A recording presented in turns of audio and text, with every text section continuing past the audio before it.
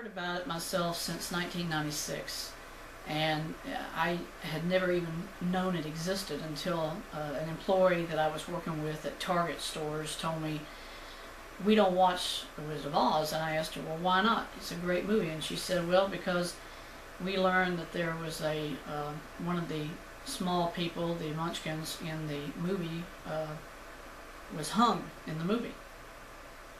And I said, "I've never seen that."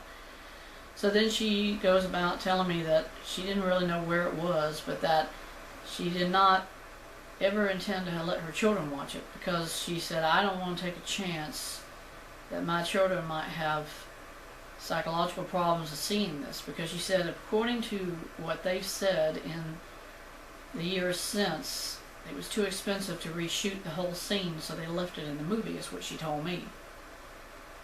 So then, after I heard this, I began trying to find old copies of The Wizard of Oz on VHS tape.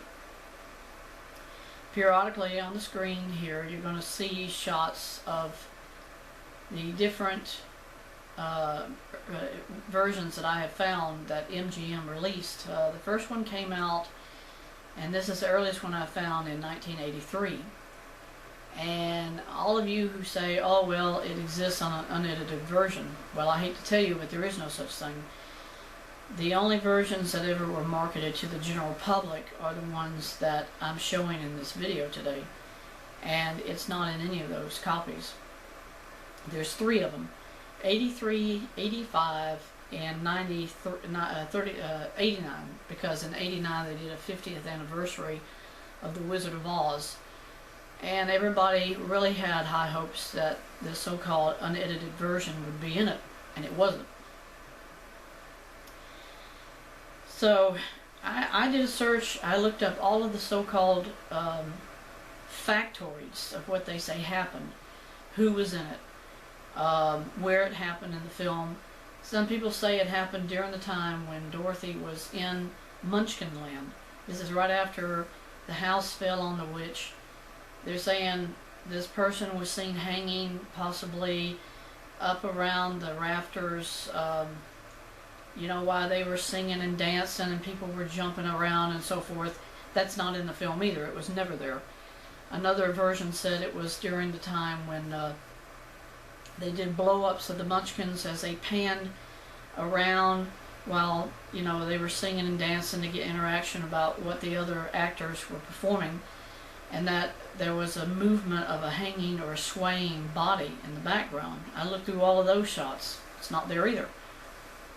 Then everybody said, no, the actual film shot of the Munchkin, and you've all seen it on YouTube, was when they found the Tin Man, and the 2 of the characters, the Scarecrow, Tin Man, and Dorothy, left after encountering the witch up on top of this shack that was right near that tree they found him at.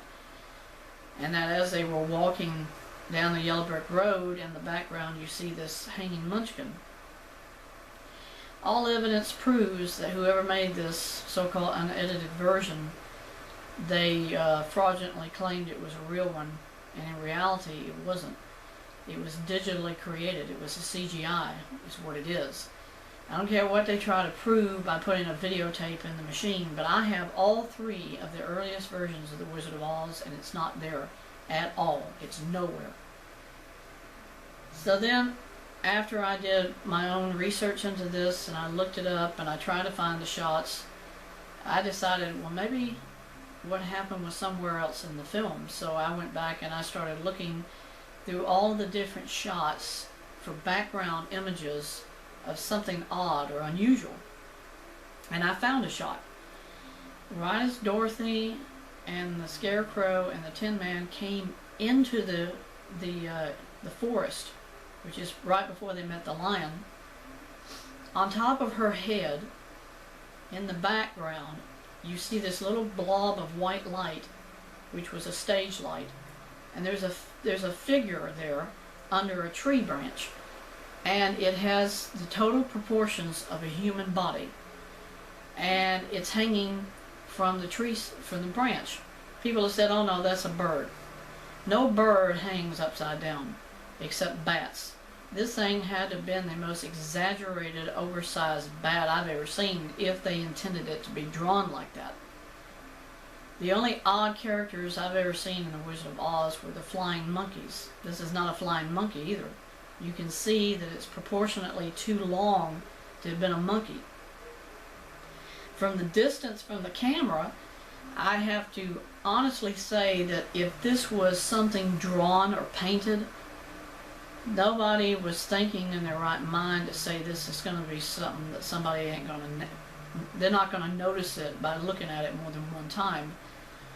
And for me to see it where it was, just beyond this spotlight or stage light, the Munchkin could have climbed up there either on a scaffold that was over the sound stage of the shot, and then climbed down onto the tree, then hung themselves that way. People have said, how did they get up there? There's many ways you can get up there. If that stage light's up there, there's people who can get up to the top of the scaffolding or the crosswalk of the stage, and that's how they got there. Anyway, no shots I have found in the film, if any copy I've watched, has ever been validated beyond just this one image. Everywhere else in the film, there's nothing. If there's anything out of the ordinary, it can pretty much be associated as a trick of light, a distortion in the film. But if you look at really high quality copies like Blu-rays and DVDs, it's still there. You can see that picture. Blow it up, zoom it up as high as your DVD player will play it, and you'll see that figure under the tree, and it's there. I'm not trying to disprove what people are saying where it happened in the film. I'm saying, to me, it's been proven that the hanging Munchkin on their jaunt through the yellow brick road from the hatch, the shack, it's false. That's the hoax. That was CGI. People have said, hey, look at this. They show the hanging Munchkin, but right in the middle of it is these two wings of the bird that's going out beside the trees. That proves that it was CGI created. People could not edit things like that back in the 80s. They didn't have the technology to do that yet. So that's why it's been proven as a hoax in my book. CGI did not exist in 1983. Nobody can claim that they cut out the shot of the bird or put it in there in place of the Munchkin. That's a farce in itself, because they didn't have that technology in 1983. They did not have it in 1989.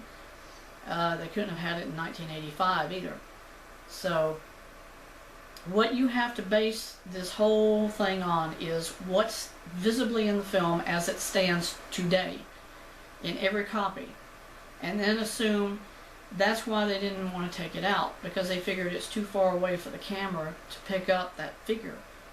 Plus, because it only happens like 5 seconds in the movie, they figured nobody's going to see that. It won't matter. But it always bugged me when I heard this woman tell me the story that if it would have been that traumatic, you know they would have taken it out of the film by reshooting the shot. They just seen a body hanging up, the whole crew would have said, wait a minute, stop the filming. There's somebody dead over here. Let's get this out of the film. Nobody's going to want to see that. That's stupid to say that a body hanging from a tree isn't going to be something that the producers would not have wanted to reshoot it as soon as it happened. I think when you see the Scarecrow crumbling from the so-called, surprise of seeing the body, that's a farcity too. He was just clowning around in that shot. He was just trying to show you, I'm a bundle of hay straw, I can't keep myself up. That's why he reacted like that. It is not because of what he saw. It was because he was trying to make that scene funnier by rambling around on the floor, And then Dorothy, she only reacted. Judy Garland picks him up and says, okay, let's do the shot and get it over with. And I'm just trying to prove to everybody, I'm not trying to make up something. I'm just trying to show you the evidence I have found in every copy there is, when there could have been a time a so-called unedited version could have been released. And there is none. The only versions that MGM ever released are what is actually on VHS, and those 3 copies I have. and there's nothing there. So if what I've shown you of this figure under the tree isn't valid proof that there's something happening or something did happen, then the only thing you can do is just play the game of, well, I'm dumb enough, I'll accept a CGI and say that it's real, because I don't want to believe whatever everybody else is trying to tell me about what happened in that shot. And that's the sad tragedy. People do not want to hear really what happened in that particular moment in the film. Why can't anybody really validate it? I've seen interviews with some of the people still alive, the Munchkins that are still alive, and I haven't heard anybody say categorically this is a false statement. This is it never happened. Maybe they have and I haven't seen it yet. But for a complete stranger to tell me, that's why we don't watch the film, because we learned that there was a Munchkin that died in the film. Word of mouth, I know, can do a lot, but in 1995, the internet hadn't started yet, and that's when I heard about it, in 1995, 1996.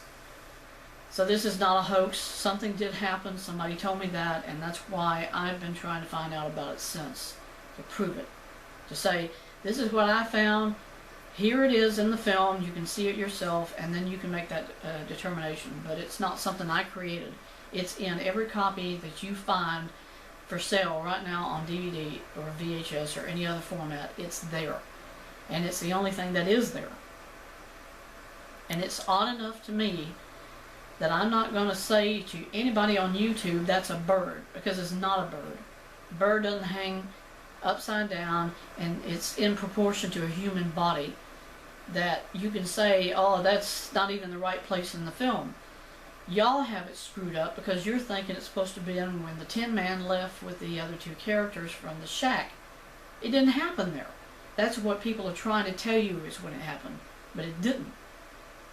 So I hope you all have learned at least what I know myself in researching the film. I've tried to go through every single part of it to find any abnormalities or abnormal scenarios where it might have happened, and it's not there, except for when that object was hanging from that tree limb and was being photographed at such a distance from the shot that they figure nobody is going to notice it.